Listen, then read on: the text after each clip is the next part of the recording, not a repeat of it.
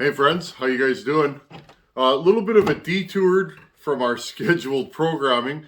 I got this 153 on the bench. I figured before I put it on the healing shelf, Nate Olmsted sent us this saw, and it's got no spark. So I figured before I put it on the shelf for, for a rainy day, I thought, why not? Let's go over this saw. Let's take it down a little bit farther and see if maybe we can get it to spark, and then maybe we can fire it up. Let's do a piston inspection, and let's take the recoil off and see if we can get this thing to fire. It's a Sachs Dolmar 153. If you missed the last video, I'll put a link to it somewhere up here or here. Super nice saw. I can't believe that Nate sent this thing to the channel. So we can work on it together. This thing's super rowdy looking. The dogs on it are just, what a nice looking saw. And it's big. It's a big boy saw. 100 cc's. And I'm super excited to have it. Anyhow, I'm going to get you guys set up here and let's tear into this. I've never worked on a Sachs Dolmar 153. So, never run one. So this is exciting. You guys really helped me broaden my horizons. So, without further ado, let's get going on this thing and just see if we can maybe get it to spark before we put it on the shelf. Okay, here's our Sachs Dolmar 153. This thing's so massive, it's hard to keep it in the shot. I loosely put it back together the other day when I was puttering with it. Okay, we got no spark with this saw. So, first thing I'm going to do, friends, is I'm going to go into my handy dandy spark plug bin, which is right behind me here, and I'm just going to grab another spark plug, because sometimes, once in a while, friends, you get lucky and it just happens to be a spark plug. Now, here's the factory one. I'm just going to grab a random plug. I'm not really too concerned about the heat range or anything like that.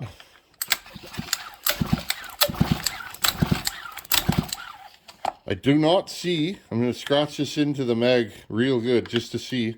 I do not see any spark coming from this thing. Let's try it again.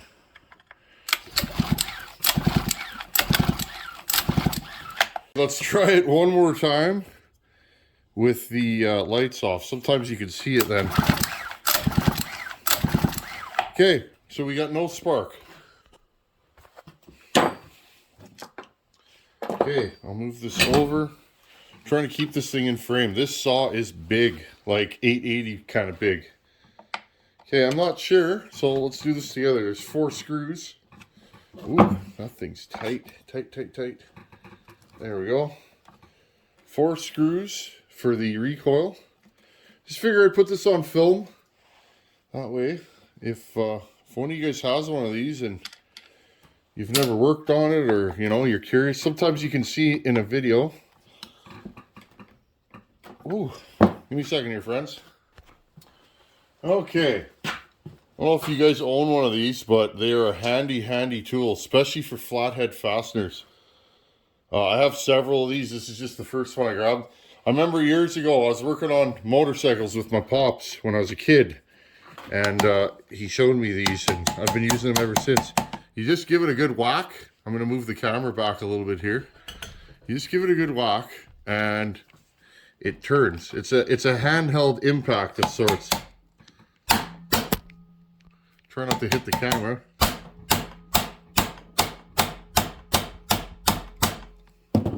See if we got this loose. Nope. This might take some serious grumbling. Let's see if the other ones are going to come off. Oh, this thing's tight. There we go. One. Nope.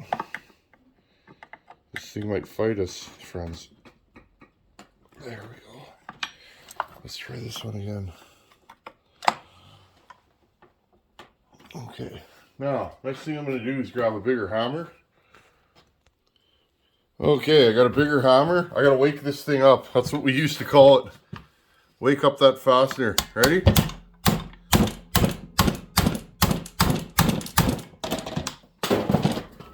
Knock everything off of my bench. One more time. Let's try it again.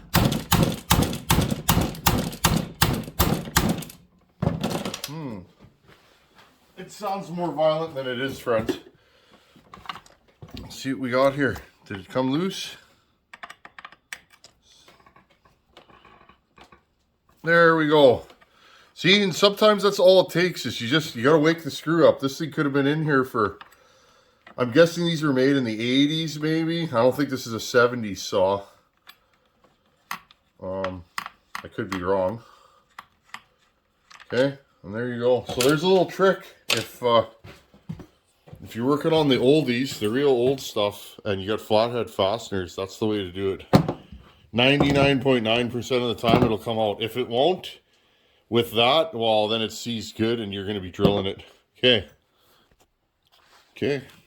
Pop this off. So 4 screws. 1, 2, 3, 4. Pop this off. There's the inside of the recoil. Interesting design. Kind of neat. That almost looks like tooling for a lathe, like the cutters. Interesting design. It's neat to see how different companies solved the same problems. There's no coil under this cover, friends. Am I seeing things or am I seeing things? I'm guessing the coil is underneath the flywheel. Maybe. Weird. It's got to be. I see no magnets on here. So, I wonder if I have a puller that will fit underneath here and grab that. Okay, I'm going to go through my puller selection here, friends, and see if we can rig something up. Okay. Just going to zoom you guys back here just a hair.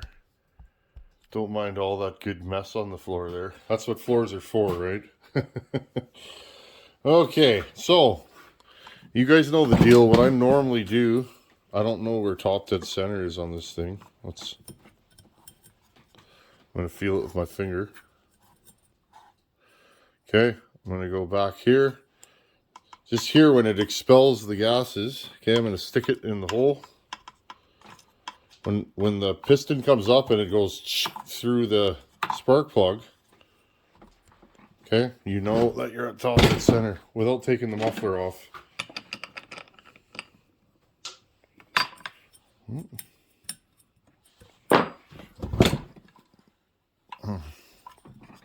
My rope fell out, friends. There we go. Okay, this way. Again, you don't want to go too far, because what will end up happening is you'll push this rope through the exhaust port. There we go. I'll hold it with my hand this time, and it'll end up cutting the rope usually. Okay, grab that off there. This flywheel might be tough. It might come off with ease. I don't know. Let's see what's underneath here. Again, I've never worked on one of these. Okay, now usually what I do is I leave the nut on so that if you do have to tap it with a hammer, that way you don't booger up the threads. I'm going to go through my pullers and see if maybe I have one. Okay, friends, I just want to show you guys what I rigged up here. I took 3 still bolts that are longer than the ones that are in the factory flywheel. Okay, that attach the little detents there where the starter pawls hit. Okay, I pulled that thing out, and now I have basically a good purchase on it with this 3-jaw puller. Okay, all I'm going to do, I'm going to apply a little more pressure. Notice, friends, I gave this thing a few light taps. When it didn't go, I didn't just start beating on it. That's when you start breaking things. So, ready? There you go. Just like that, friends. Okay? That's how you get a flywheel off. Just use your noodle. I don't like to beat these things off because sometimes you break fins, and you know, you can break fins, you can mushroom the end of the crankshaft, you can do a lot of damage. So rather than continually smacking it with a hammer, rig up a puller if you can. Sometimes you can't. I totally understand, but if you can do it, it's better to do it properly. There you go. I'm just going to put all these screws away, and let's take this nut off here. Let's see what's underneath here. Interesting. So this saw has like a generator perhaps. Yeah, so the only thing that we got off is the flywheel. So interesting. I don't even know if this is keyed onto there. Okay, I'm gonna have to rig this back up again. And this time I've never seen a setup like this before, friends. Interesting. Extremely interesting. I'm going to try and see if I can smack this off. I'm guessing this has like a motorcycle style ignition on it. Like a stator. Or you guys know what I'm saying? Okay, I'll rig this back up. Let's do this in real time. If we can get this piece off, we will. If not, I'll have to do some reading. Okay. Just puttering, friends. The weather's been so bad lately that it's just nice to be out in the shop hanging out with you guys. I'm not getting a ton of stuff accomplished lately. Even at work, we've been off many days this month. It is what it is. We'll get back on track. Get projects finished and... Okay, applying pressure. Not sure if this is going to come off. Interesting. Okay, well, she's not coming loose, friends. Okay, got my map gas torch. Just going to try and apply a little heat to this thing. It is stuck, friends. I can see the key. The only way I know that this is keywayed on a taper shaft, I mean most of them are, but I can see the key. Otherwise I would quit while I'm ahead and you know, maybe look around on the internet and see what kind of info I can find. I think this ignition module is going to be no good, but I gotta have a look at it before I decide. Maybe we can put one of those chips in this saw. Now I'm going to hit this thing with some good penetrating lube here. Hopefully that'll draw it in. Light my bench on fire. You guys see that? It's okay, we got a fire extinguisher close by. Okay, I'm going to give this thing a little tap. If this thing doesn't come off now, friends, whoo, hot potato. Now, how many of you have ever set a fire in your shop? I definitely have a few times, unfortunately. Okay, give this thing a little tap. Just trying to move you guys back here so you can see what I'm doing. This isn't the most glamorous of videos, but I like to be real. No, it didn't come. Okay, well, I don't know what to say, friends. Maybe I'll let this thing sit for a few more days and put some more deep creep in there. It's probably just seized onto the crankshaft. What else could it be? I don't think this is threaded on or anything like that. I've tried just tapping it gently, seeing if I can get it to break free. Woo, hot potato, friends.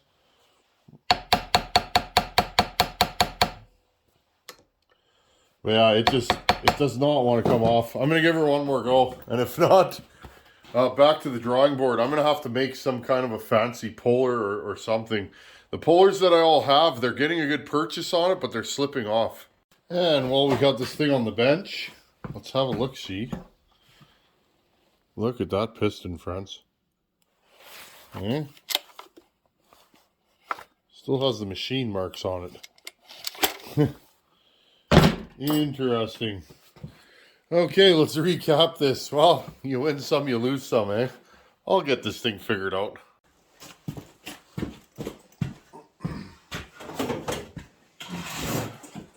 Okay, friends, well, as you guys know, those of you that are wrench pullers out there, sometimes you win, sometimes you lose. We lost the battle, but the war isn't over. I want to try this thing out. This saw looks like it's in good shape inside. It's a little ratty. It's got its issues, but This is a cool saw, and I'd like to run this on the channel. Nate took the time to send this to the channel, so we're going to have to continue to putter with this thing. Now, I can't get that flywheel off, friends. I think what I'm going to do is get a steel plate. When I have time and I fire the welder up, I'll weld a big nut onto a steel plate, and I'll make a puller of some sort. Something that's rigid, you know, onto the flywheel, and then something that we can really reef on. I'll weld a nut and a bolt on there, and I'll put the bolt in, and I'll probably center drill the bolt so that it's on the shoulder of the crankshaft, and then I can put like a huge amount of force on it and it won't slip. I don't see any other way to get this thing off. I've tried 2 or 3 different pullers, heat, lube. I heated it and lubed it 3 or 4 times, topping it with a mallet. It just won't come off, friends. It's probably just slightly seized on there. It happens. If it keeps giving me trouble, I'll just have to keep trying new ways. Sometimes when you're working on stuff, it could be anything. You gotta think outside of the box to get the job done. I'm sure Sachs Dolmar made a puller for this way back when, but who knows if you can even get those anymore. So I'll do some fishing around and see what I can dig up, and go from there. Other than that, so I think I can fix this with one of those ignition chips, you know, the ones that I've put in Pioneers, McCulloughs, that kind of thing. If I could fit it underneath there, we could probably make this thing spark again. I'm batting 1,000 on those. Every time I've put one of those in, those Oregon ignition chips, I get a saw that runs again without finding impossible to find ignition parts. So this one's probably not any different. I don't think this saw has points, but I'm hoping, keeping my fingers crossed, if I put an ignition chip in that, we can get fire again. And then I can fix the handle and just kind of go through this thing, clean it up. We'll probably strip it right down. But the main battle is I got to get that flywheel off. I'm out of steam. 2 or 3 hours I tried to get it off, friends, and it just won't come. So I put the saw all back together, and we'll put her on the healing shelf and give it a little bit more thought. I should be able to figure out a way. Maybe this is, this stuff here. This Freol is really good penetrating oil. It's also quite flammable, as you guys saw. But I'll let this thing sit for a while, and with any luck, next time we go to bust that flywheel off, that'll have creeped into there and loosened it up. Anyhow, Nate, thanks again, buddy, for sending this saw. This thing's awesome. I like looking at it. That's a good looking power saw. Just nice. I like the red and black. These dogs are just epic. They look so good. But we'll get her going, friends.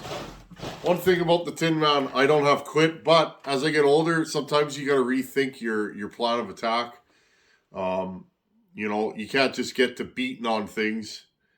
I mean, you can, but in this case, it's not even budging. I've got a puller on there, reefed down. Usually you just whack it with a hammer and it'll come off. So, I don't know, friends, but I can see the keyway in there, which tells me it's just pressed on. If there was no keyway, I'd be thinking maybe it's threaded on, which would be weird for a flywheel, but who knows. But anyhow, friends, I'll keep you guys posted. If I get that flywheel off, we'll see if we can get this thing sparking and then be able to fire it up. For now, we'll put it on the shelf and look at it. Thanks for watching. Take her easy. Later.